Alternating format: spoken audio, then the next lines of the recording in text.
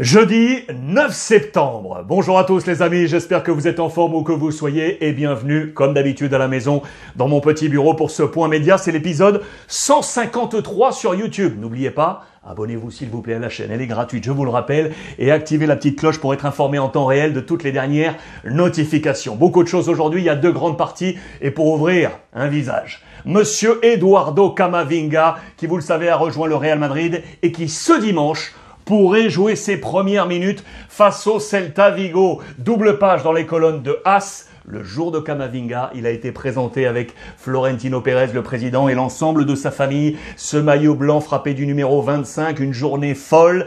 Il a découvert Carlo Ancelotti ici à la première séance d'entraînement. La visite avec la signature de contrat, c'est un jour merveilleux pour lui. Vous pouvez l'imaginer, c'est également dans les colonnes de Marca. Je suis là où j'avais envie d'être. C'est un rêve absolu pour Eduardo Camavinga, qui, attention, pourrait faire ses grands débuts dimanche à Santiago Bernabéu. Le Real est de retour dans son antre. On n'avait plus joué sur place depuis mars 2020. Mars 2020, c'était le grand classico. On avait ensuite fermé les portes. On est en pleine rénovation. Ça sera terminé définitivement en décembre 2022. Mais ça y est, les portes s'ouvrent de nouveau. Le public va revenir à Bernabéu. On va jouer ce premier match sur cette pelouse avec peut-être Eduardo Camavinga. C'était hier un très grand jour pour lui. Autre grand jour hier pour un autre Français, c'était bien entendu pour Antoine Griezmann. L'aller-retour Atlético-Barça, retour à l'Atlético Madrid hier. Le lieu où il sent qu'il va de nouveau être heureux. Vous le savez, avec une photo très symbole avec El Cholo Simeone, son coach, parce qu'il se doit d'être adoubé par le clan sportif avec deux hommes forts, El Cholo et Coquet, les capitaines bien entendu, parce qu'il n'était pas parti dans une bonne entente. Les supporters n'avaient pas du tout apprécié de le voir quitter le club, direction Barça. On va voir comment il va être accueilli lors du premier match. La petite annotation, c'est qu'ici, regardez, il avait encore les cheveux longs et quelques heures plus tard, il s'est coupé les cheveux. Ici, avec la présentation, et numéro 8, il sera numéro 8. L'Atlético très heureux de ce retour parce qu'on va pouvoir également compter sur une force offensive supplémentaire et peut-être avoir un joueur qui de nouveau prendrait le trophée de Pichichi, meilleur buteur du championnat. Ce trophée qui a été tant trusté par les Messi et Cristiano Ronaldo. On se souvient encore de lui, là, l'Uruguayen Forlán, qui avait pris ce trophée en 2008-2009. Ça date, c'est dire. Avant lui, seul l'Italien Bobo Vieri avait pris ce trophée là dans l'ère moderne, mais depuis, tout a été trusté par d'autres formations. Là, il y a peut-être une chance pour l'Atlético Madrid avec Griezmann, avec Luis Suarez et Correa d'aller prendre ce trophée. Bravo à lui, c'était sa présentation, vous le voyez, avec ses cheveux courts. On est très heureux de le voir de retour. Le petit président qui a eu un mot pour lui dire « T'aurais dû écouter ton épouse ». Erika qui lui disait vraisemblablement qu'elle avait envie de rester du côté de l'Atlético Madrid. C'est le mot que lui a adressé le président Cerezo. Voilà, très important, et je vous le disais, c'est marqué ici, très important de voir El Cholo Simeone le prendre comme ça. C'est un signal pour les supporters pour lui dire « Pardon, ok, on t'accepte ». Et revient parmi nous. C'est un symbole très très fort. À noter maintenant côté Barça, l'actualité avec Memphis Depay qui est en pleine bourre. Memphis Depay, il est au rythme de Lionel Messi. Si on cumule les buts entre le Barça et la sélection néerlandaise, on est en train de trouver un bon Memphis Depay, l'ancien de l'Olympique lyonnais. C'est très très simple. Regardez ça, et notamment avec la sélection néerlandaise, il a égalé Johan Cruyff comme 8e meilleur buteur des Pays-Bas avec 33 buts. Memphis est en forme, les amis. Le Barça qui a profité de la trêve internationale pour jouer un match amical remporté 2-1 face à la petite formation d'El Prat. On en a profité pour faire jouer les jeunes, ceux qui étaient un peu en réhabilitation, vous le savez, notamment deux hommes. Coutinho qui en a profité, il a marqué un but, il est en train de revenir, mais également Samuel Umtiti, le français. Ça c'est très intéressant. C'était la première également avec le maillot Barça de Luc de Jong, arrivé du FC Séville. Il n'a pas marqué, mais il est en plein rodage, vous le savez, dans la formation de Ronald Koeman. Les Espagnols jouaient hier dans cette semaine internationale avec un pas de géant fait.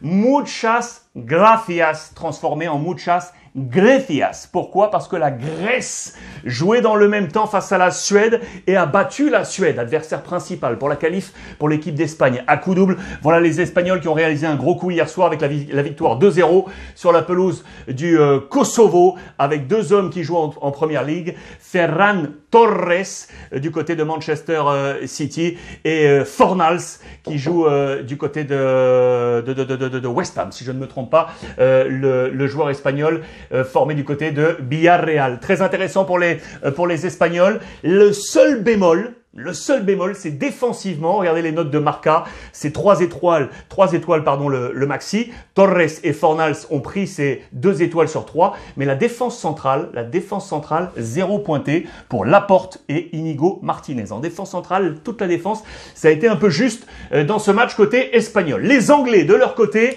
aïe, ça a coincé, alors que Harry Kane, le capitaine, avait réalisé une grosse performance en marquant le premier but. Dans les derniers instants, la Pologne est revenue. C'est une contre-performance pour les Anglais, relatée à la une de toute la presse. Vous le voyez ici. Attention pour Gareth Southgate. Les Anglais sont toujours en tête du groupe, mais ça se resserre. L'Albanie est juste derrière à 4 points. C'est encore serré dans ce groupe du côté de l'Angleterre. Si on reste d'ailleurs sur l'actualité anglaise, je vous amène avec les clubs et notamment Manchester City. On s'interroge sur la capacité aujourd'hui de City, qui est actuellement 7e ou 8e de Première Ligue, vous allez vérifier ça de votre côté, 7e si je ne me trompe pas, à passer le premier test. On a passé 3 premières journées et Manchester City a déjà une défaite alors que toutes les équipes qui sont au-dessus, sur 3 journées, aucune défaite. City est la première équipe avec une défaite sur 3 de l'ensemble de du top 10. Et on s'interroge sur ce calendrier à venir parce qu'il sera très très lourd. On va jouer la Champions League, vous le savez, avec notamment il y a le Paris Saint-Germain ou encore Leipzig. On va jouer la Carabao Cup et on va jouer des matchs de championnat pour l'essentiel à l'extérieur. Et face à des gros, face à Liverpool, face à Chelsea, face à Leicester, attention, premier gros test pour Pep Guardiola. Ce qui est sûr, c'est qu'il va pouvoir s'assurer la valeur de son homme le plus fiable aujourd'hui, c'est Grealish, vous savez, qui est arrivé, c'était le gros transfert de cet été. Il est en train d'offrir un parfait rendement à Pep Guardiola, il peut s'appuyer sur lui. Dans le même temps, regardez Manchester United qui a déjà son profil pour le mercato de l'été prochain. C'est lui, Declan Rice, vous le connaissez, il joue du côté de West Ham. Ça y est, selon la presse mancunienne, il serait l'objectif numéro 1 pour l'été prochain sur le mercato de Manchester United. Voilà pour la première partie, les amis. On ouvre la deuxième avec le football italien. La sélection tout d'abord avec une très belle performance des Italiens de Mancini. 5-0 hier avec 2 nouveaux visages. Je vous rappelle le contexte, on était en difficulté offensive. On ne marquait plus. Ciro Immobile ne marquait pas. Il n'était pas là dans ce match et du coup Mancini a joué sur la jeunesse. Regardez, le baby boom avec 2 hommes, les 2 jumeaux d'Italie. Il y a Keane, le joueur de la Juve, l'ancien du Paris Saint-Germain, vous le savez également, et Raspadori, le joueur de Sassuolo. Ces 2 hommes ont cartonné dans ce match très intéressant. L'Italie retrouve le sourire. Voilà la formation de Mancini avec ces 2 hommes, Raspadori et Keane. Bernardeschi était devant, Jorginho, bien entendu, le poumon au milieu. Voici cet effectif hier pour s'imposer face à la Lituanie. 5-0, très intéressant pour les Italiens, avec notamment une large possession à 72% pour eux, 72% pour cette victoire 5-0, avec ces nouveaux bombers pour Mancini. Il y a un vrai intérêt parce que ça va lui offrir maintenant de différentes possibilités et surtout une régénération de cette phase offensive avec ces 2 nouvelles étoiles du côté de Mancini. Satisfait au terme de cette victoire, vous pouvez l'imaginer. D'autres entraîneurs en Italie vont s'inspirer de ce que fait Mancini, bien évidemment, indirectement parce qu'ils ont leur talent personnel, ça on le sait, avec notamment du Pioli ou encore du Sarri, des classiques maintenant du championnat italien. Très bonne page, double page dans les colonnes de la Gazzetta dello Sport pour montrer leur qualité, pour valoriser ou revaloriser leurs différents joueurs dans leurs différents clubs, notamment avec Pioli du côté de Milan, avec des profils comme Calabria, Théo Hernandez, le français qui cartonne maintenant avec l'équipe de France, Franck Kessié ou encore Ante Rebic. Mais Sarri également, qui est aujourd'hui à la Lazio, mais qui a une expérience, et notamment avec le Napoli, qui a montré sa capacité à revaloriser ses joueurs. On pense à Higuain, Mertens, Jorginho justement, ou encore Isai, capacités de ces deux coachs qui seront ultra importants sur la scène de la Serie A cette année. Du côté de l'Inter, vous le savez, hein, c'est Inzaghi qui a pris les commandes, 45 ans, et qui a trouvé ses nouveaux intouchables, intoccabili, ici. Il en avait déjà 3 du côté de la Lazio la saison passée. Les 3 sont là. Milinkovic, Leiva ou encore Luis Alberto. Voici ces 3 nouveaux. Ils sont ici avec, je pense à Brozovic, je pense à Barella et le petit dernier, il est là, c'est Çalhanoğlu, arrivé en provenance de l'AC Milan. Les 3 pourraient être les 3 nouveaux intouchables du père Inzaghi à suivre du côté de l'Inter.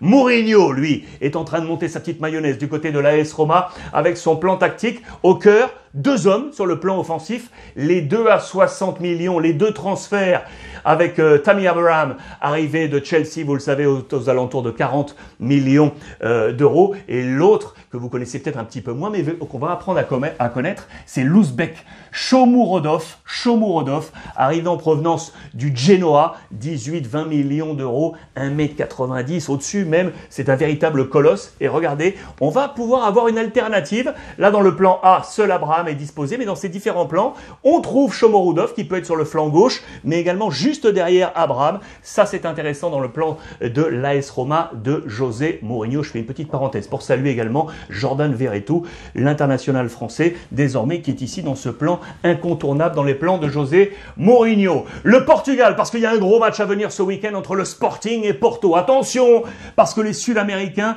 sont en train de voler absolument partout sur la planète. On était en semaine internationale. On va avoir un laps de temps très court pour rentrer au bercail et éventuellement jouer ce match, notamment du côté de Porto avec les Colombiens comme Uribe et Diaz. C'est un gros match ce week-end qu'il ne faudra pas manquer. Dans le même temps, Benfica, attention, on tire la sonnette d'alarme les amis, parce que les comptes sont au rouge pour la première fois depuis 8 ans. Regardez la balance. Là, on était au vert, et là, paf, on est passé au rouge. 8 ans après, attention, Benfica est repassé au rouge. Sur les comptes, affaire à suivre. En Allemagne, pas mal de petites choses. Je parlais de gros matchs au Portugal. Il y a un énorme match en Allemagne également ce week-end. Ici, entre Leipzig et le Bayern Munich. L'opération retrouvailles avec Nagelsmann, avec Sabitzer ou encore le français Upamecano. Les 3 étaient du côté de Leipzig. Ils sont aujourd'hui côté Bayern Munich.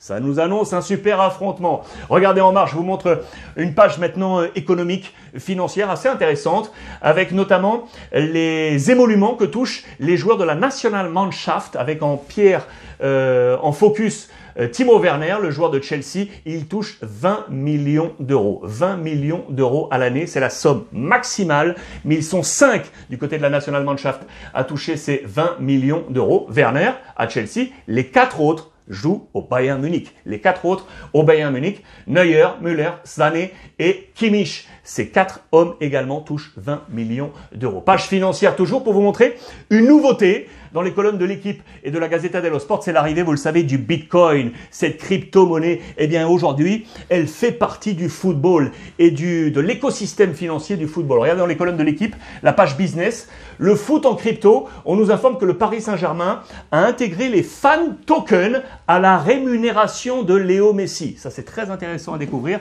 dans les colonnes de l'équipe. Vous le voyez que les clubs se lient à ces nouvelles plateformes spécialisées en crypto-monnaie. Ce sont des nouveaux acteurs qui rapportent gros, très gros au football international. Et regardez, en Italie, on se pose d'ailleurs les questions. C'est une question qui divise du côté de l'Italie, la crypto-monnaie sur les maillots de l'Inter, ici de Zlatan du côté de l'AC Milan, ou encore ici avec Zaniolo du côté de l'AS Roma. La crypto-monnaie arrive dans le foot, les amis. Page financière terminée et on part en France maintenant avec la suite du dossier Nice-Marseille. La commission a tranché hier. Tout est à rejouer, les amis. Le match est à rejouer. Vous le saviez, il restait grosso modo un quart d'heure à jouer dans ce match. Nice menait 1-0. Eh bien, on oublie tout. Table rase et des sanctions sont tombées. Regardez, c'est à la une de l'équipe. C'est à rejouer. Nice tombe de haut. Nice tombe de haut avec le visage de Christophe Galtier. C'est également à la une de la Provence. Vous pouvez l'imaginer. C'est à la une ici. On refait le match avec les pages intérieures et les sanctions qui sont annoncées. Je vais vous les rappeler, le récap des sanctions.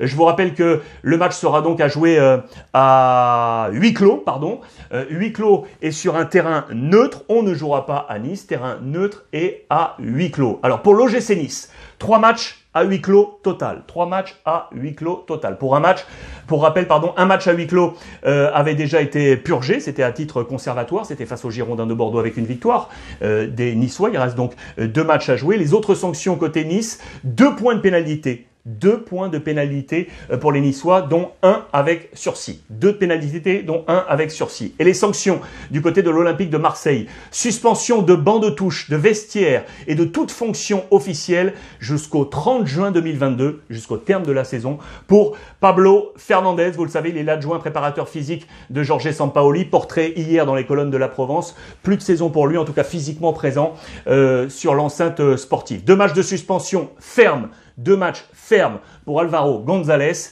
et 1 match de suspension avec sursis pour Dimitri Payet. Voici les sanctions tombées, affaire à suivre entre Nice et l'Olympique de Marseille. Vous le savez, on a tiré également le bilan de l'équipe de France qui nous a offert un superbe spectacle face à la Finlande. Bilan tiré dans les colonnes de l'équipe aujourd'hui avec notamment Kylian Mbappé. On se demande comment et où faire jouer Kylian Mbappé dans ce schéma offensif qui a apporté ses preuves du côté de Didier Deschamps là face à la Finlande avec la paire Benzema-Griezmann. Martial était également disposé, cela fonctionne. Alors comment intégrer Kylian Mbappé? C'est la question que l'on se pose dans les colonnes de l'équipe aujourd'hui. On montre également que la pierre angulaire, le facteur X, c'est Paul Pogba. Quand Pogba va, tout va. Quand ça va moins, eh bien, l'équipe de France va moins bien. C'est ce qu'on nous avance ici avec la très bonne plume de Vincent Duluc. Les autres points, plus et moins, du côté de l'équipe de France dans ce bilan, c'est ceux qui ont notamment gagné des points. On parlait tout à l'heure de Lucas Hernandez. Eh bien, son petit frère Théo veut lui aussi s'installer avec les Bleus. Il est là. C'est une vraie rivalité au poste. Ça, c'est très intéressant en plus dans une histoire de famille. C'est-à-dire dans les colonnes du Parisien aujourd'hui en France. D'autres leçons à tirer, je vois ça avec vous. Là aussi, c'était dans les colonnes de l'équipe avec de nouveau Théo Hernandez. C'est très intéressant. On nous parle de Tchouaméni également qui a marqué des points. On nous parle de Dubois qui relance le débat à droite. Et on nous parle de Thomas Lemar qui serait en grand danger dans ce plan de Didier Deschamps, le joueur de l'Atlético Madrid. Pour terminer, les amis, je voulais vous montrer ça parce que c'est une anecdote qui m'intéresse. Pour vous montrer, oui, on parle de la jeunesse dans le football. On y ouvrait avec Camavinga, 18 ans, cette jeunesse. Mais les vieux sont encore là. Et ça fait plaisir. Et le club de Levante, en Espagne, est un spécialiste. C'est le club de la Liga qui a le plus enrôlé de joueurs au-dessus de 30 ans dans son histoire. Le dernier en date, c'est Soldado, l'ancien du Real Madrid, 36 ans. Mais regardez, il y a des illustres qui sont passés par Levante, vous le savez peut-être pas. Eh bien, Johan Cruyff a porté le maillot de Levante, ou encore Peja Mijatovic, du Real Madrid également. Levante qui aime les vieux. Ça fait plaisir et on adore. Et je terminerai d'ailleurs sur le tweet du jour. Regardez le tweet que je sélectionne chaque jour. Il est tombé ce matin à 9h30 avec le Real Madrid parce que c'est l'anniversaire de monsieur Luka Modric, 36 ans. 36 ans et toujours au sommet. Le Ballon d'Or qui fête son anniversaire, il était arrivé au Real en 2012 en provenance de Tottenham pour 35 millions d'euros. Bon anniversaire, feliz cumpleaños à monsieur Luka Modric. Merci les amis de nous avoir suivis une nouvelle fois sur YouTube. Abonnez-vous et on échange via le hashtag Ruiz Club. Passez une belle journée, je vous embrasse et profitez des vôtres.